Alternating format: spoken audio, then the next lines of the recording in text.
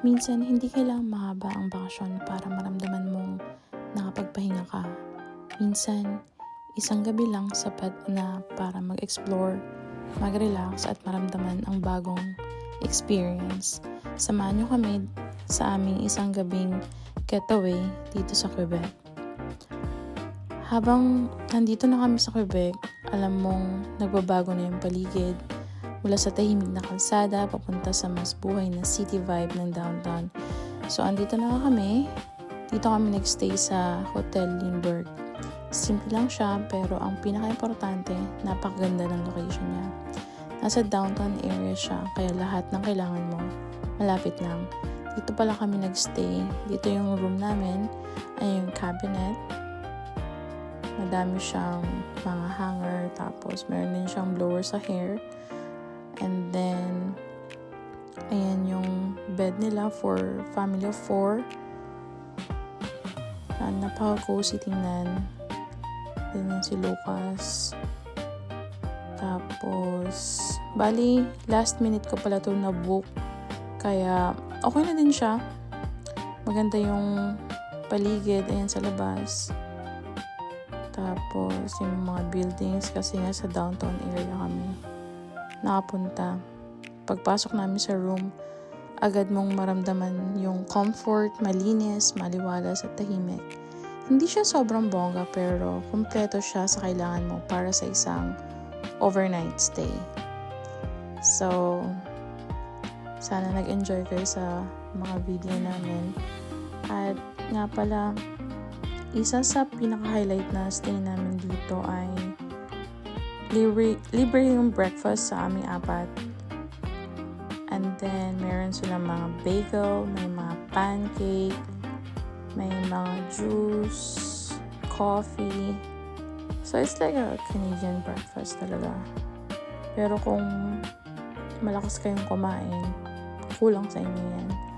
So, wala lang. Just to give you an idea lang ba kung ano yung mga breakfast na maganda na-expect nyo sa hotel na to.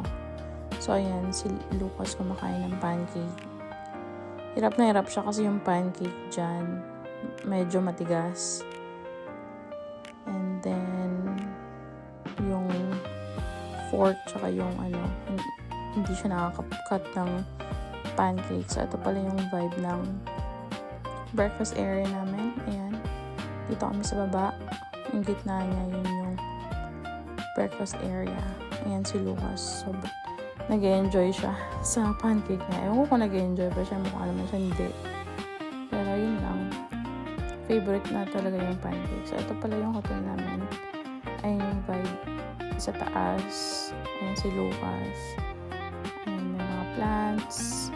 Ang ganda. Ang ganda talaga dito. Napaka-cozy. So, yan yung mga breakfast area namin. Tapos, ito yung room namin dito sa baba. Bali, palabas na, nag-check out na kami dyan. Kasi nga, may pupuntahan pa kami. Pupunta kami ng Mega Park, tsaka yung Aquarium de Quebec. Ito yung breakfast area namin. Ayan yung hotel namin. Sobrang ganda dito, guys. Kasi nga, malapit sa Winners, sa H&M, lahat. Tapos, may restaurant pa kami na napuntahan. Na konting lakad lang din. So, walking distance lang siya mula sa hotel. So, ito yung hotel reception. Palabas na kami dyan. Ayan si Kuya Liam. Sobrang laking tulong ni Kuya Liam kasi nga siya yung nagdadala ng mga gamit namin. Well, siya naman yung nag-insist na gusto niya magdala. So, ito yung labas. Ay yung mga buildings. And then, buti dito kami nakapag-park. Madali lang. Tapos, ayan, ito yung tsura ng paligid namin. Ayan, guys. So, dito lang pala yung sushi area. Ayan. Ito yung hotel na na-book namin ng last minute. Tapos, ito pala, ito yung sushi restaurant na nakita namin. Pagdating namin dito, grabe, sobrang daming tao. As in, may pila, may naghihintay at halatang busy ang lugar. At alam mo na agad, kapag ganun, masarap talaga. So, ito pala kung paano mag-order dito sa sushi restaurant na to. So, mamimili ka lang. Bali, unlimited siya. Tapos, alam ko nasa $40 sa adult. And then, kay Liam, $14. Kay Lucas. Kay Lucas pala, $14. Kay Liam, as 12 years old. Nasa 20 plus-ish. Yung sa amin, nasa 40-ish. So, ganito mag-order. Mamimili ka lang. Tapos, ayan yung mga, iba-iba nilang food. Ayan yung name ng restaurant. Ang daming sushi. As in, sobrang sarap. As in, legit na sushi talaga. Tapos, ayan, mamimili ka na dyan kung anong orderin mo. Pero kunwari, ayan, pinati mo yung spicy mayo. Ayan, pinati mo yung 1. Tapos, pinati mo yung X. Tapos, punta ka doon. Ayan yung mga in-order na namin kanina. So, ito, kunyari, ayan, gusto mo yan. Pinati mo lang yan. Tapos, i-okay mo lang. Tapos, after nyan, antayin mo lang yung order mo. Kasi nga, napunta na yun sa kanila na yan yung gusto mong order.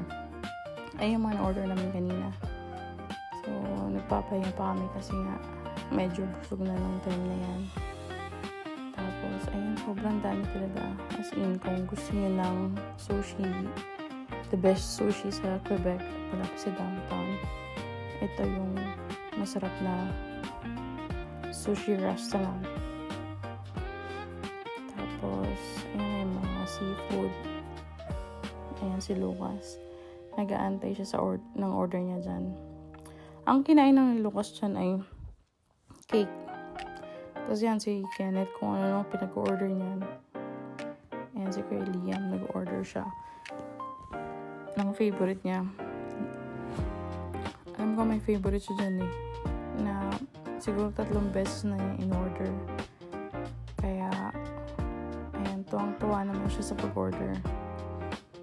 As in, sobrang ganda. As in, 5 out of 5 yung sushi restaurant na to. Ayan, sobrang sarap yan. Kasi ito si Kuya Liam.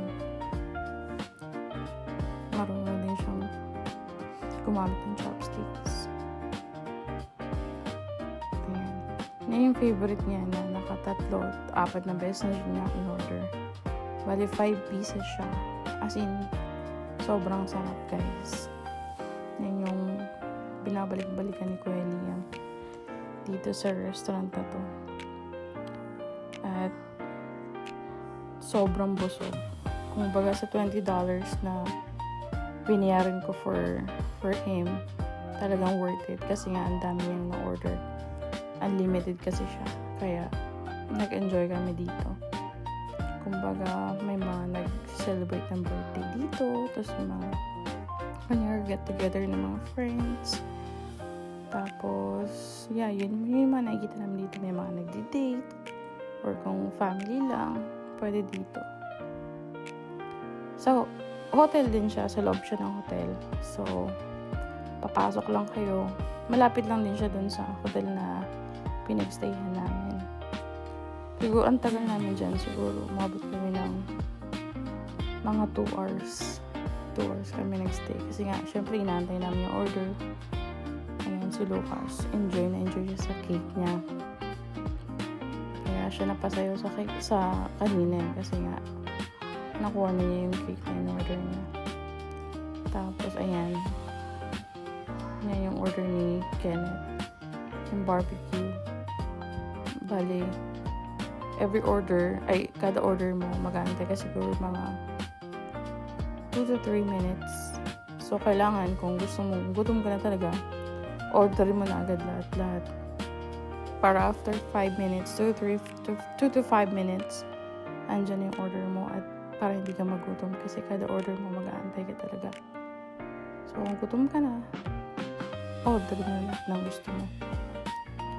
Kasi, pag paisa-isa, syempre, mag-aantay ka talaga. So, ayan, si Kylie mo. Ayan naman. Nakailang order siya dyan. Yan yung pinaka-favorite niya talaga. So, ito naman si Kenneth, kung ano pinag-order, pinatry niya sa akin itong beef. Tapos si Lucas, nagustuhan niya din yan. Kasi nga, mahilig tong dalawa sa sushi eh. Kaya, ayan si Curly yan. Yung may shrimp naman yung tatry nito. Ayan. Some bite. Sarap. Ayan si Kenneth. Enjoy siya. So nga pala guys, hindi pwedeng walang gala sa Quebec. So nandito kami sa Aquarium de Quebec. Isang lugar na tahimik, relaxing, at perfect para sa mga gusto mag-unwind. Ang kagandahan dito, lahat madaling puntahan dahil sa location. So ito, sobrang ganda ng Aquarium de Quebec sa mga bata. Kahit hindi na bata, mga adult, talagang maganda dito. Magandang pumasyal. Ayan na, mga fish, ang dami. Talagang mag-enjoy kayo dito. Sobrang ganda. Sa loob ng isang gabi, marami na kaming nagawa.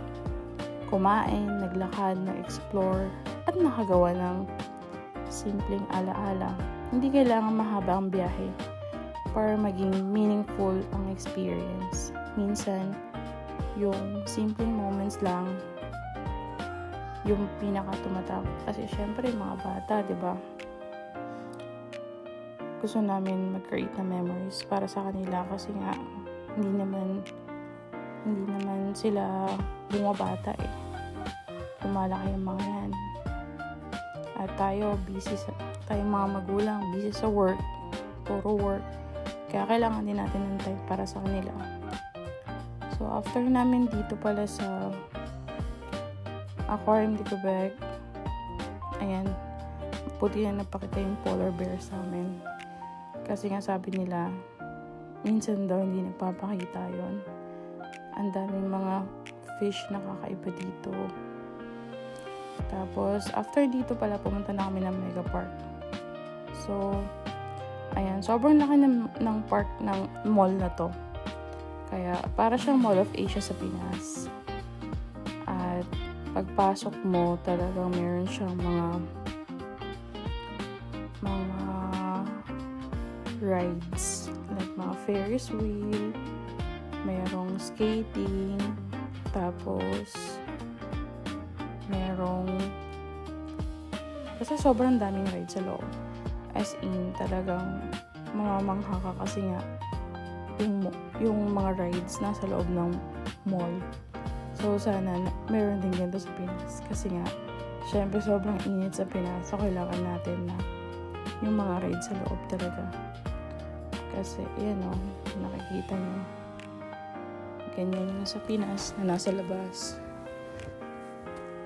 Pero dito, sa loob talaga siya. Kaya, mag-e-enjoy yung mga bata.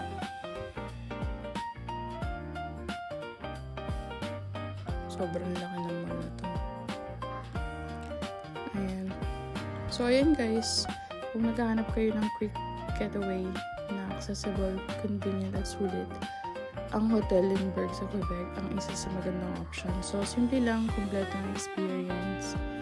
At yun guys, maraming salamat sa panonood at sana nakatulong itong video sa future travel nyo. So, yeah. Just keep watching and hanggang sa susunod naming adventure, kita-kits ulit. Ayan. Sobrang ganda. As in, ito mismo yung loob ng Mega Park. Para siyang Mall of Asia ng Pinas. Ayan. Yung Ferris wheel. Tapos, sobrang daming rides. Bali kaming family of 4, ang binayaran namin sa ticket ay $174 pa lang. Para lang may idea kayo. And then, pwede din na, for example, punta kayo doon, bili kayong ticket, tapos kinabukasan, yung nagamitin, okay lang. So, ayan yung mga ticket nila.